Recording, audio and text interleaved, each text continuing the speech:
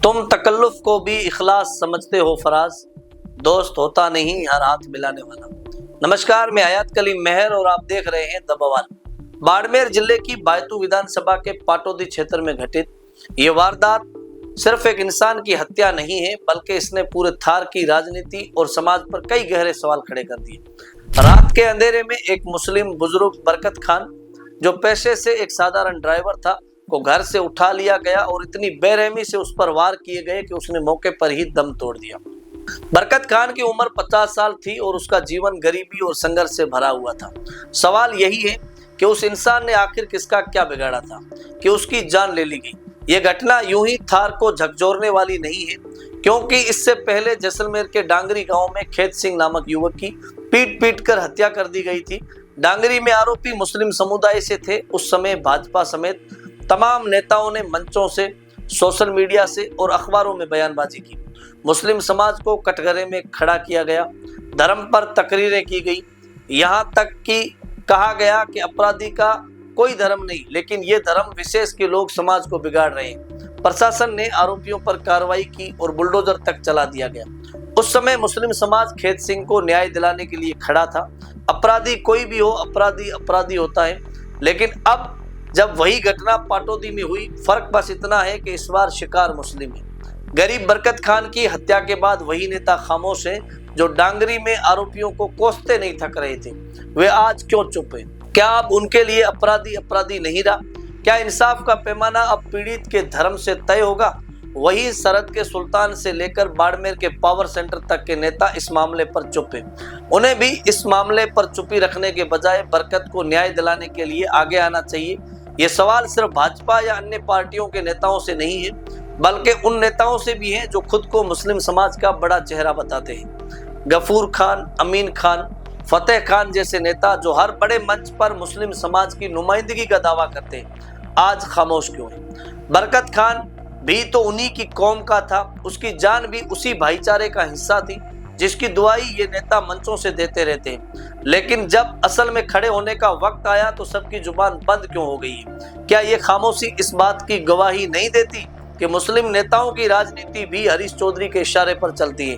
जब तक चौधरी साहब इशारा नहीं करेंगे तब तक शायद ये बोलेंगे ही नहीं।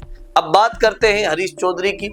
बायतू विधानसभा के विधायक और खुद को थार की अपनायत का झंडा बरदार बताने वाले चौधरी साहब मंचों से बार बार मुस्लिम हितैषी होने का दावा करते हैं, लेकिन जब उनके ही विधानसभा क्षेत्र में एक मुस्लिम बुजुर्ग की हत्या हो जाती है तो वे चुप क्यों हैं?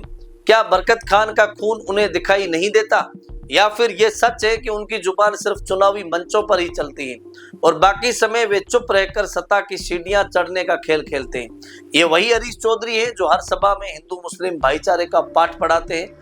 वो कहते हैं कि थार की मिट्टी अपनायत से बसी है, लेकिन जब उसी अपनायत की हत्या हो रही है तब उनकी खामोशी पूरे समाज के गले में चुभ रही है। आज अगर हरीश चौधरी साहब बोलते, न्याय की मांग करते, पीड़ित परिवार तक पहुंचते तो लोग मानते कि उनकी बातें सच हैं, लेकिन उनकी ये खामोशी साबित करती है कि उनका अपनायत सिर्फ मंचों और नारों तक सीमित है। थार का इतिहास गवाह है कि जब जब पाकिस्तान ने हमला किया, हिंदू और मुस्लिम ने मिलकर सीमा पर खून बहाया। ये रेगिस्तान सिर्फ रेत और हवाओं का नाम नहीं, बल्कि भाईचारे की मिसाल है। लेकिन आज यही भाईचारा नेताओं की गंदी राजनीति की भेंट चढ़ रहा है। नेता समाज को धर्म के नाम पर बांट रहे हैं ताकि वोटों का समीकरण साधा जा सके।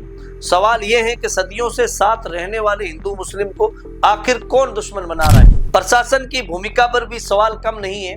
डांगरी में जब आरोपी मुस्लिम थे तो उनके घरों पर बुलडोजर चलाया गया। अब जब बरकत खान की हत्या हुई तो क्या प्रशासन उसी तरह से सख्त कार्रवाई करेगा? क्या कातिलों के घरों पर भी बुलडोजर चलेगा, या फिर यहाँ भी न्याय का पैमाना बदल जाएगा?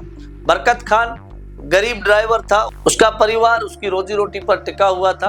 क्या सरकार आगे आकर उस परिवार को सहारा देगी, या फिर ये परिवार भी दर दर की ठोकरें खाने को मजबूर रहेगा? आज थार का समाज ये सब देख रहा है। लोग समझ रहे हैं कि नेताओं की राजनीति सिर्फ वोट और सत्ता तक सीमित है। उनकी संवेदना, उनका भाईचारा, उनकी अपनायत सब खोखले शब्द हैं। जब असली वक्त आता है तो वही नेता चुप हो जाते हैं। ये चुप्पी ही उनके असली चरित्र को सामने लाती है। बरकत खान की हत्या सिर्फ एक इंसान की मौत नहीं, ये पूरे रेगिस्तान के भाईचारे पर हमला है।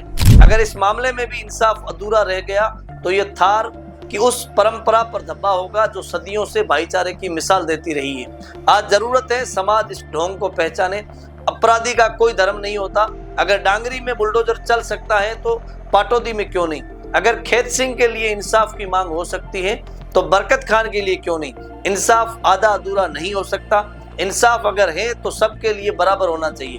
बरकत खान का खून ये सवाल बार बार उठाएगा कि नेताओं की संवेदना धर्म देखकर क्यों बदल जाती है, और ये सवाल तब तक उठता रहेगा जब तक गरीबों और पीड़ितों को सच्चा इंसाफ नहीं मिलेगा।